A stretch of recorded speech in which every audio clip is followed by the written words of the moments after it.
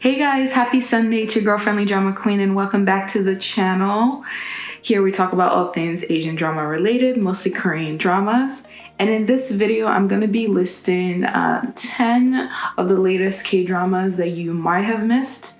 There's been a bunch of dramas dropping just between May and June, and it's so hard to figure out which ones to pick up and which ones to drop.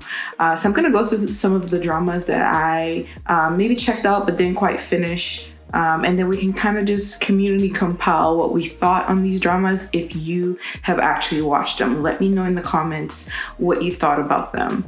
So yeah, I'm just gonna go right into it. You know what to do. Subscribe, like, comment, the works. Duty After High School.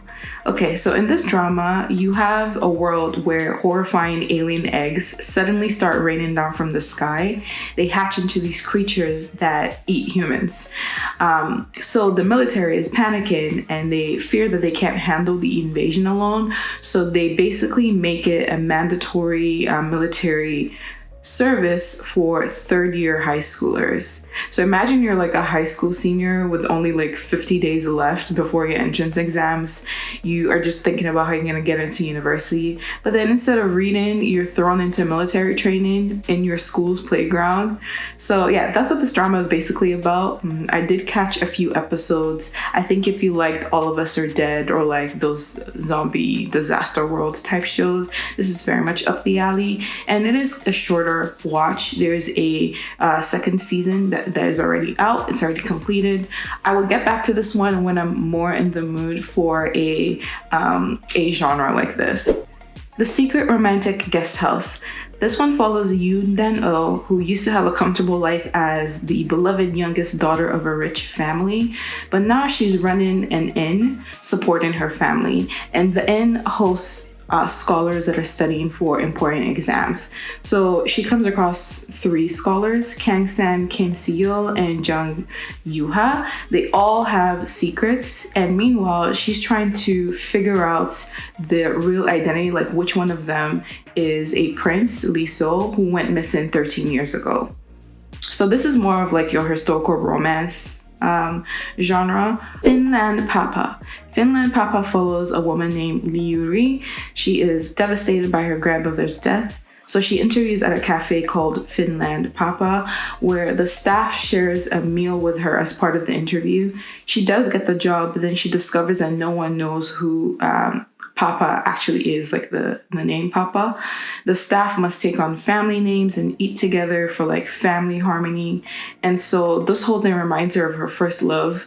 And she is basically trying to reignite that. That's the summary I can get for Finland Papa. All That We Loved. So this drama centers around this concept of cellular memory, which is basically when memories get passed down to organ transplant recipients. So it follows Guyu, a talented basketball player and student in Hara High School.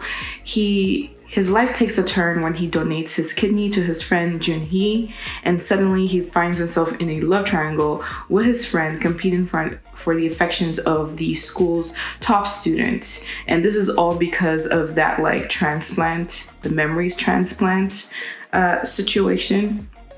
So this is like set in a high school. It's like one of those like youthful young love situations. So yeah, that's what this one is.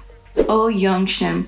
Oh Young Shim follows a producer in her 30s. Her career is in trouble because her shows keep getting canceled until she gets a chance to produce a pilot program for a love entertainment show. She then casts a famous startup founder, Mark Wang, as a guest, but it turns out Mark Wang is actually her childhood crush who moved away years ago. So now after 20 years, he comes back and he's like successful, like CEO, billionaire, blah, blah, blah. And yeah, now they have to work together on this show. So this is a second chance romance type of show. Oasis. Okay, Oasis is set in 1980s. Where South Korea had a lot of political changes and social unrest. In a small town, you have two friends who are just dealing with regular high school life. But then things take a turn when a girl from Seoul joins their school, and then the trio become like close friends, but both boys obviously start developing feelings for the same girl, which becomes this like love triangle.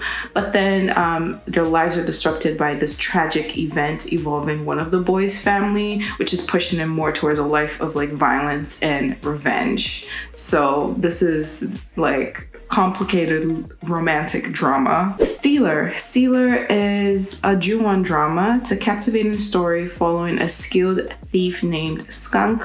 He forms a team called Team Karma with officials to retrieve stolen cultural treasures. They face a massive mission, which is finding valuable cultural assets that are worth 30 trillion won. And then Skunk, he lives a double life as a civil servant and a thief. So it's this is one of those like exciting type dramas. If you like the vigilante stealing thing. Delivery Man, the whole show centers around this concept of a taxi ghost. You have a man, he's a taxi driver. He picks up ghosts as passengers and helps them fulfill their wishes. One day he meets a female ghost who cannot remember her past. She gets stuck in his taxi, and she basically start working together with him, and they end up helping multiple ghosts while also trying to figure out her history.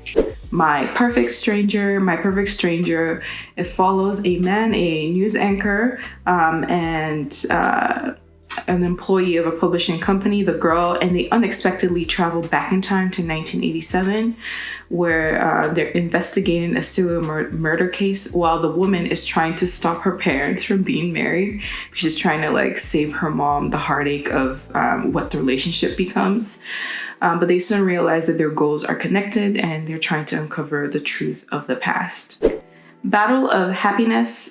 This one is a suspenseful drama where mothers engage in this social media warfare to like prove how successful and happy that they are. So it follows an ensemble cast of women in this TikTok social media bubble, and so they are looking to up one another. That's what makes it very entertaining to watch. All right, so those are some of the dramas that I think kind of like largely flew under the radar this couple of months. Let me know if you checked out any in the comments, which ones you would recommend.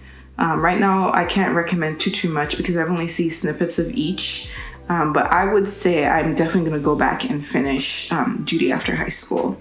All right, until then, see you in another video. I have tons of other videos. Make sure you check them out, or I'll catch you next Sunday. Bye, guys.